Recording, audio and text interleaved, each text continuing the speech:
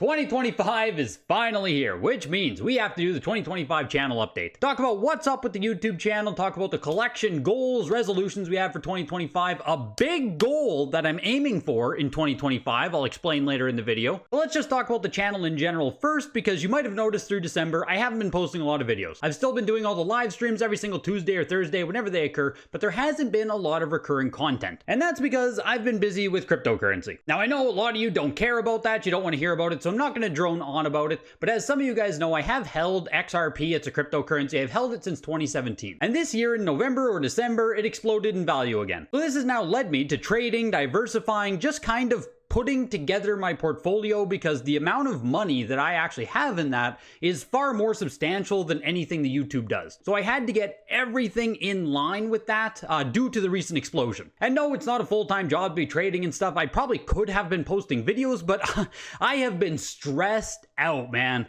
Like, I have been stressed to no end all last month. And I still am. It hasn't gone away, but I'm in a better position now to where I can sit down and start doing videos again. I can start trying to get back a normal sleep pattern. I can try to stop looking at charts for my whole day. So I appreciate your patience with myself and with the channel. Regular content is coming again. And with the content, one of my goals now for 2025 is to post more and edit less. I think I've been so worried about always putting out the perfect video or the perfect content, having the perfect script, all of this stuff, that I actually post a lot less than I would. So in 2025, you are going to get less edited videos. It's going to be more just me sitting here talking to you guys, sharing my thoughts, sharing research, information, with just less fancy editing. If I can pull back 2 to 3 hours per video on editing, which, like, yes, the bulk of making any video does go into the editing, if I can just pull that back, I can post more content in general. And I think everyone's gonna like that. I think more content versus better edited content is a great answer. So on to the collecting. 2025 is here, 2024 is in the books, and honestly, I'm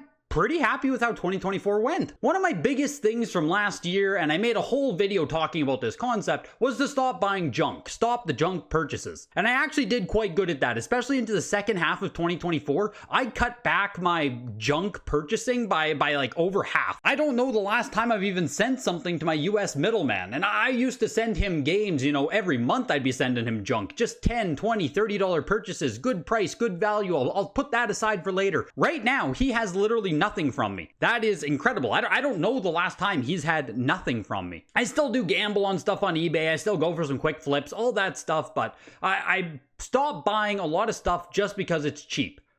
For the most part. Which brings me to my first goal or resolution of 2025, and that is to avoid the good price trap. This is where I personally still get caught a lot, and it takes away so much of my resources, my money, it takes my money away from my actual collection goals. And it does kind of play into junk purchases, but it is fundamentally different. This is when you purchase something that's actually a good game, it's actually an expensive game, it actually might be something that tangentially fits into your collection. But it's not one of your main goals, it's not something you're actually hunting for, it's not something you have been hunting for. You just buy it because it's 10%, 20% under market value. It's a good deal, right? It's a good price. You can't really flip it because after fees and stuff, you'll be stripped away. Or if you do try to flip it, you'll just make a little bit. It's not really worth it. You're simply buying it because it's a good price on something you kind of like. And my best example of this is the Yoshi story that I recently bought from Heritage. I think I purchased it in November, VGA 95, beautiful copy of the game. Cost me $2,600, I believe. And I like it.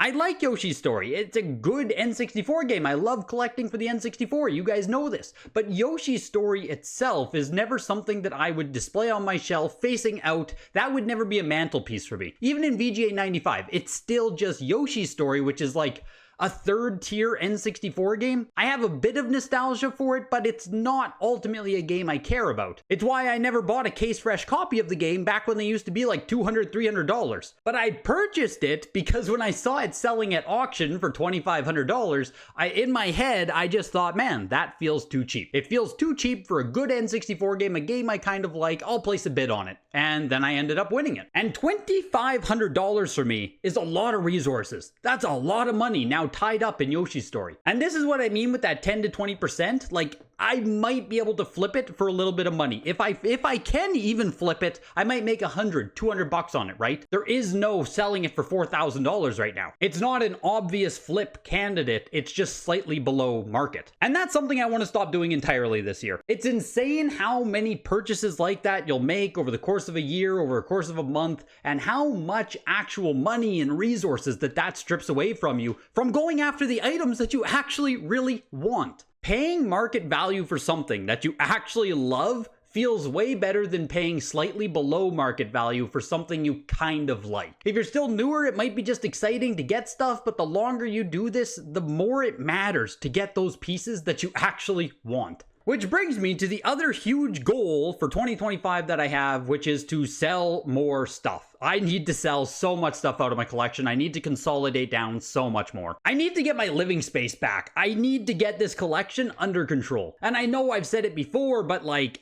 I need to do it. This is it. 2025, man, this is it. I recently got a new bookcase I'll show you in a second here, and I filled it up with some boxes of just the junk I have that I can start slowly working through. It's just boxes full of losers, stuff that's worth 10 to 50 bucks each, where it takes a lot of time and effort to sell it, and even when I do sell it, I'll probably take a loss on it. But on the other side of that, you can't take a loss if you never sell. That's investing 101 right there. I should be charging you guys for advice like that. So here's my new bookcase just to show you guys here and just give you an idea. Like, these are just complete inbox Dreamcast consoles. So here's the original Dreamcast. Here's the sports edition, the cool black one. But I mean, Dreamcast plus sports, that's a losing combination right there.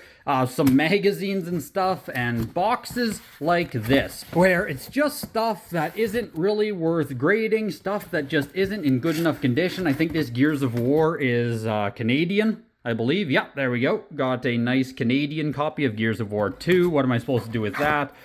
Factory sealed copy of Persona 5. Not worth grading, but you know, the condition isn't terrible. The Xenoverse, again, not worth grading. Condition was too bad. Sega Rally Evo, I was speculating on Xbox stuff. Who cares about that game? It's a lot of stuff like that. An Assassin's Creed CIB tin. I don't even think the figure's inside of there. CIB copies of Jedi Outcast. Got 2 of those. I think this right here, I think this is missing the bonus disc or something. It's a CIB copy. Like, obviously, a lot of this stuff is 3 CIB copies of Sonic 2 on the Game Gear there. Some unlicensed NES cartridges. Worthless CIB Xbox games. We got Cat in the Hat, Curious George, Breakdown. 13 is in there. Like, just so much of this. I'll go over here as well, right? This is why I'm saying getting my house back. Here's just boxes. This is graded stuff. That's good stuff. Some of this can go. I don't even know what this box is, but you can see, like, Pokemon box hangs out in here with this other junk. I mean, it's not all junk. This box is actually pretty nice. That's sealed. That's sealed. I think all of this is sealed. Cruisin' isn't sealed, but like, here's my CIB Pokemon box, right? Let's put this over on the shelf here. Maybe we can, there, now it's on the shelf. Like, this is what I mean though. Over in this box, an empty N64 box here. Some manuals for Pokemon games, not in good enough condition to do anything with. We got a guidebook there for Dragon Warrior Monsters. Loose Game Boy game, a couple of CIBs.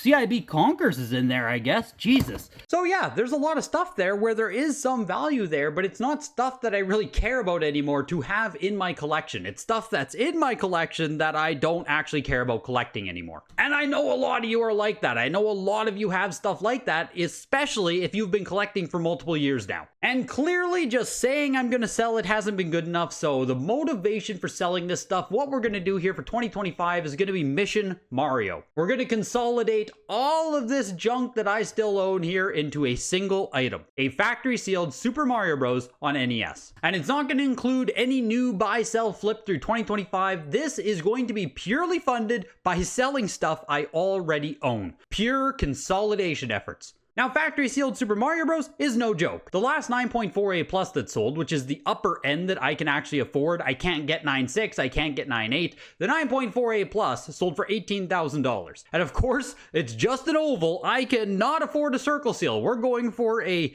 pretty high grade, last print copy. And a 9.0 A+, which is the minimum grade I would like to achieve, sold for just under $10,000. So we're looking for $10,000 to $18,000 here is where this factory sealed Mario Bros is probably going to land. So I think with Mission Mario here, and I'm going to update this bi-weekly or monthly with stuff that I've actually sold or I'm sending off to sell. I'm going to use local consignment. I might have to use game stores. I got to get rid of the stuff, but I think the goal is going to be $15,000 worth of stuff sold from the collection. Hopefully that ends up being like 200-300 items as well so that I actually notice the stuff gone. But that's the goal, $15,000 to buy a factory sealed Super Mario Bros. It'll be my biggest consolidation into a single grail piece item that I have ever done. And honestly, just talking about it, telling you guys about it, thinking about all of this stuff being out of my room and out of my house, I'm excited. Let me know your own 2025 goals, your own resolutions down below. Say thank you to every single patron who continues to support the channel. I appreciate you guys and I cannot do this without you guys. Here's to a strong 2025 and I will see you guys in